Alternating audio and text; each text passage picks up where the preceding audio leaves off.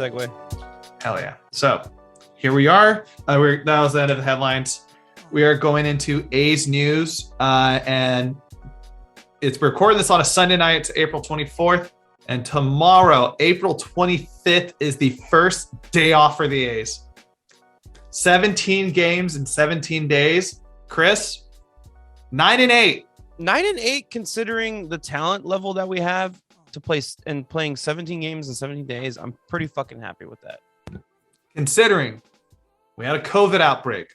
Jed Lowry, Chad Pender, Steven Piscotty, AJ Puck, and Kirby Snead all went on the COVID IL. Puck and Piscotty are already back. Jed Pender, and Kirby came back as well. So it's just Jed and Pender. Yeah, Kirby pitched today. Steven Vogt and Kevin Smith both went to the IL. So that's just extra bodies. Which meant we had to bring up more guys to make their major league debut. Like Mickey Mack. Mickey Mack. It's Mickey Mack over here, man. So that's what Katie Nolan was calling him on the Apple TV broadcast. She's like, Mickey Mack. That's funny. She was like obsessed with it. Every time he would do anything, she'd be like, Mickey Mack making a play. Hey kid, look at the kid over here. Mickey. She was just loving it. She was loving everything about it. Christian Lopes got a major league debut, but I think the one guy we really want to talk about, we've been talking about him for years. Nick really day one of this pod. Allen, baby. Whee! Finally came up. So his rookie year has officially started. He looks pretty damn good as we thought he would be defensively. He's gotten a couple hits, and yeah, it'll be a slow burn for him, but I think we can expect similar results to spring. The one thing is he's really small. Yeah, he's super small. I didn't realize he's because it's weird. That's how shortstops used to be, right? Like shortstops used to be kind of undersized dudes, but then now you've got to be at least 6 foot to be playing short nowadays. At least it feels like it. Yeah, I mean, like Pee Wee Reese, like that. There's a reason why he was called Pee Wee Reese, because he was super short. Yeah, but then here comes Cal Ripken's big ass and pretty much changed the archetype of what a shortstop could be. But I was gonna say, I feel like he's still a little rough with playing short. There's making some raw. Yeah, there's definitely some plays. Dude, he made that insane fly ball catch like midway outfield yesterday. And I don't know if whatever grounds they play on in Vegas compared to what they play in Oakland or in Stockton as well might be a different, but there's definitely some plays where I'm like, you should be making those. But hey, that happens. I don't know if this will happen. I don't know if they would if he would even consider this. But hell, I'd rather have him just become the everyday shortstop and just move Elvis to second. Yeah, I don't know, because I mean Elvis has costed us some a little already, and when it comes to the glove. Yeah, exactly. But his hitting has been really good this season. So it's like all the hating I did on him on our first part of the season, where I'm like, you're gonna get fucking cut. Like, there's no point for you. Kind of like started to change my opinion a little bit, because we need his bat. I'm glad you said that, because he has come down to earth a little bit in terms of his average. Yeah. But I've been seeing, but he's getting it's big hits and big moments. Yes. I've been seeing a lot between A's Reddit and A's Twitter. I've been seeing a lot of, why do we have Vogue on this team? Why do we have Elvis on this team? Why, these old guys, what are you doing? You realize none of these other guys have barely any major league experience that are on this roster for most of the part. You need those guys to help fucking guide a little bit. Well, you need Vogt and you need Lowry, because they play every single. Well, I mean, Lowry plays every single position in the infield. Vogt plays every single outfield position if you need him to, mostly right field though, first base and catcher. So you need the versatility in case injuries happen, like we had this past week with the COVID list. Also, another player is just old. He only plays shortstop, so it's kind of the thing. He's 33, dude. He's not that old. Why does it feel like he's been around forever? Because he got called. He was like, he got called up hella young. Yeah, that's right. Yeah. Another player we forgot to mention too. Christian Betancourt actually looked pretty solid behind the dish. He had a great outing the other day with who was the starter? I think it was Jeffries was pitching to him. Yeah, but he had some major strikeouts in big moments yesterday and Friday. Like there was like a runner on third, and he strikes out and fucking ends the inning. Like, dude. Now, yeah, but it's going to be interesting. It's cool. I hope. Do you think Nick Allen's going to stay? Do you think he's done enough where he's going to be staying on this roster once the? Would you rather have him or Kevin back? Smith on the roster? Kevin Smith has done nothing to impress me. He had a good weekend against Toronto, but then he immediately got hurt. Define good weekend. Couple hits. One of them was in a bringing a runners in situation. Tough. I mean, come on. I don't want to throw out any consensus. Let's wait until we talk about Neuse to jump into that. Yeah. Situation. So actually, that's a great transition, and I'm glad you're the person that brought this up because I kind of forgot. So Sheldon Neuse has been awesome to start the year. Yeah, he's been so fucking good, dude. You called it. You called it. You were the one who called the signing in the first place. But I thought that was you. We had this argument last episode. I thought that was you who called that. I love him as like he has heavy Max Muncy energy. He's going to be like a future cornerstone of our team. But I thought you called the signing of him. Maybe it was me. I know. I think. Look, someone brought it up on the Melissa podcast, and I was like, oh, and someone said, oh, you know, he'd be great to play with is the A's. You know, I thought it was you. You know who called it? It was Evie. Good job, Evie. Evie is one that called Sheldon Neuse. He turned it up. But anyways, he again. Let's not get ahead of ourselves. Hitting that number 2 spot. Fucking dude gets on base like it's his job because it is. It's just hitting right behind Tony Kemp. Those two guys at the top of the order is like the perfect situation right now. Murph hitting 4th is great. Murph hitting 3rd is great. We got to figure out the 4th hole. Sorry, I interrupted you. Now, small sample size, 45 at bats. He's batting .311, 1 home run, 6 runs, 8 RBIs, a steal.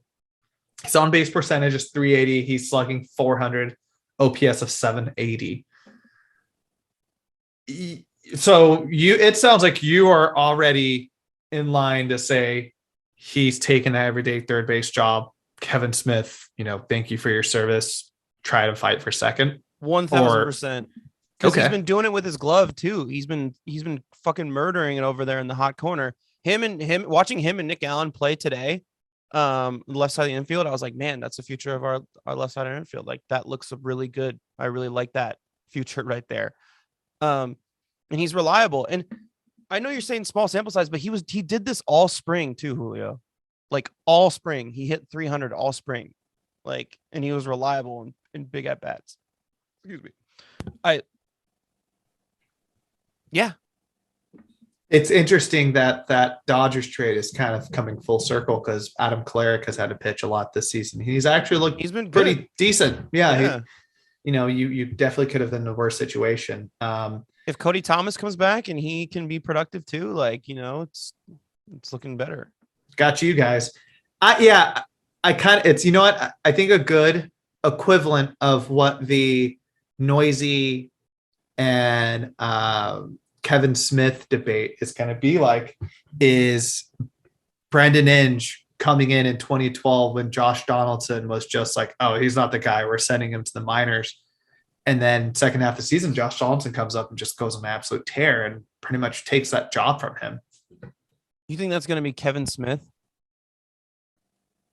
I mean, no, I'm not saying Kevin Smith's going to be Josh Donaldson in part, but there's a reason, the guy was getting touted as kind of going to be one of the top prospects for the Jays. And then last year, it didn't really translate and up there.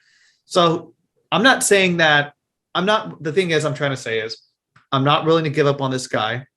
There's still plenty of time. Sheldon Neuse at the end of the day was a guy who got DFA'd and it sounded like the A's had the experience with them and all this stuff. I don't know what you've seen from Kevin Smith that would make you have this much like support for him and confidence in him. 1, 2, hold on. 2, I don't think that I'm necessarily like talking like down about Kevin Smith. I'm more praising what Sheldon Neuse has done. So it's like, if the guy's killing it over in the hot corner and with his bat, why would we even consider like another option there? And 3, Sheldon Neuse was a heavily touted prospect for the A's the first time around. But you know what the issue is he played the same position as our number 1 prospect at the time, Matt Chapman. So it was kind of like, where do we put this guy? So they started putting him over at second base. He played some second base a little bit, did that. But then, they didn't want to wait for him to develop because he wasn't hitting for contact very well. He was only hitting it out the park. So they brought in Tony Kemp and they brought in Jed Lowry and all these other guys. So it was just like, sometimes, I was listening to Bomani Jones talk about this on his podcast this week. Like, the idea of the NFL draft is like a really weird concept because you could probably go all fucking day and name college players whose careers were ruined because the place that they were drafted was not quite a good fit for who they are as a player. Sometimes situations happen in the beginning of your career where it's just not the right fit. It kind of derails your career a little bit. I feel like that's a little bit of the Sheldon Neuse situation. So he gets DFA'd for us because guess what? We have Matt Chapman. Don't really have room for him on the minor league roster. We want to develop other younger players. He gets DFA'd, or he gets traded and goes to the Dodgers. Dodgers are the most stacked fucking organization of all baseball. So he doesn't really get many chances there. Plays the same position as Mac Muncy, Justin Turner, Chris Taylor, those guys. And he gets DFA'd there. So we pick him up here. You know what I mean? Like, it's just the situations weren't exactly in line for him.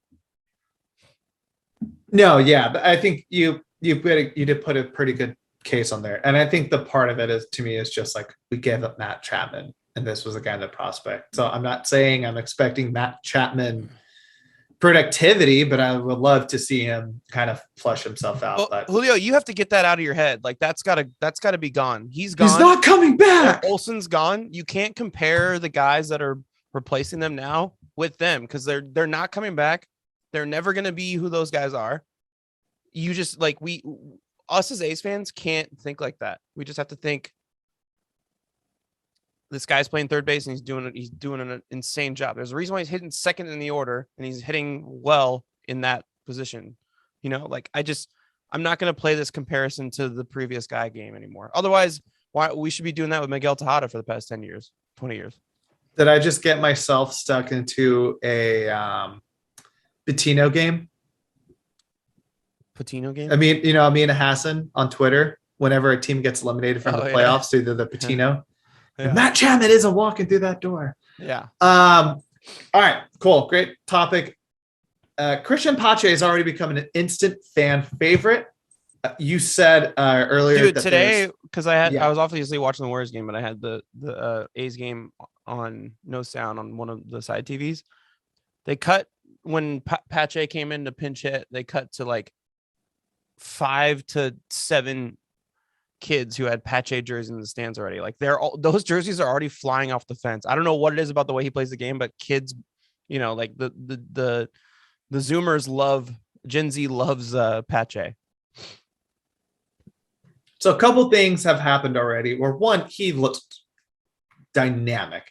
He looks like so much fun on the field. Yeah. He plays with so much joy. And obviously, if you're going to be doing that in any team, especially in Oakland, they're going to love you. 2, he had a tweet that went viral earlier last week, where he pretty much said like, "Hey, I'm aware that like, great. You remember that the quality thing is remember that the important thing is quality, not quantity. Even if it's just one fan who attends the game tonight, I will play very hard for that one fan to go home happy." Yeah. Us A's fans love that shit. Yep. And then to really double down on what he's been doing as a part of the organization. Earlier this week, a young man named Jaden Solis tweeted at him just saying like, "Hey, I'm a big fan." And he's like, "I'm going to Little League Day on Sunday." And he said, "Cool, go ahead and have your dad DM me and we'll set something up." So sure enough, he hooked these kids up, got them on the field, got to give him a signed bat and everything. And it's just so nice to hear something like this after hearing those dog shit comments that Robbie Grossman said the other day about the organization, where he's like, yeah, they should just move to Vegas already, more or less. Robbie Grossman can go fuck himself. Former Oakland Great card revoked. Yeah, he's been removed from the former Oakland Great Hall of Fame. I haven't seen a player become such a fan favorite this quickly since Cespi. And because of the way he resonates with the fans, like the way he interacts, like Cespi didn't do that. He was just like fun and like, just high flying energy, just like jumping off the bat. Also, he like fucks around the dugout a lot. He's just like funny, like Manaea was in that way. Yeah, and he does a flex. He flexes when he makes a play. Love it. Fucking with Tony Kemp after he gets a hit and shit like that. Like it's so much fun. And I mean, we all kind of like knew that he was going to be the future face of the franchise because he's our number one prospect now. He's probably already taken that spot. When they had I was watching MLB Network like Wednesday or something like that, when they were doing an ad for the Apple TV Plus game of the week.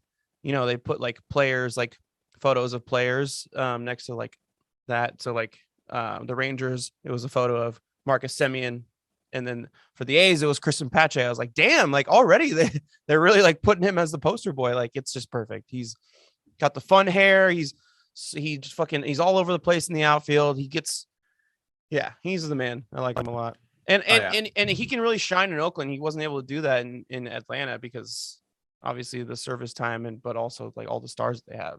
You're not going to get bigger than fucking Ronald Acuna or Ozzy Albies. It's like I tweeted, get Howard Terminal done and I'll buy his jersey. Yeah. And last thing before we jump to our main segment, we just want to give a quick shout out and for Steve Vucinich, our former head of equipment over in Oakland. He retired this past season. He suffered a heart attack over this weekend. His daughter, Kayla, who's pretty active on Twitter, I'm sure a lot of you follow her, released a statement just saying that he had a heart attack yesterday, as in Saturday, the 23rd, and they had to do emergency surgery to move some blockage. He's recovering and doing well. That he is aware of the symptoms of a heart attack. So when he felt something was going on, he instantly told his family and they went straight to the hospital. So, the biggest heads up in the world on that, but he's having an additional surgery on Tuesday to clear up some more blockage. It's according to what she's been saying, it sounds like he's doing well. Yeah. Ace PR also like released a statement just saying like, we were able to speak with Steve and they spoke with him and he's happy that he's doing well and he's in good spirits. So it's all, just want to give our love and appreciation for Steve and the rest of the family. That's it. Yeah. All right. We'll take a quick break and we'll come back. We're going to do our season preview for the league. We've been putting it off for a little bit, so it's going to be a shorter version of it, but we're going to do that. So stick around. We'll be right back.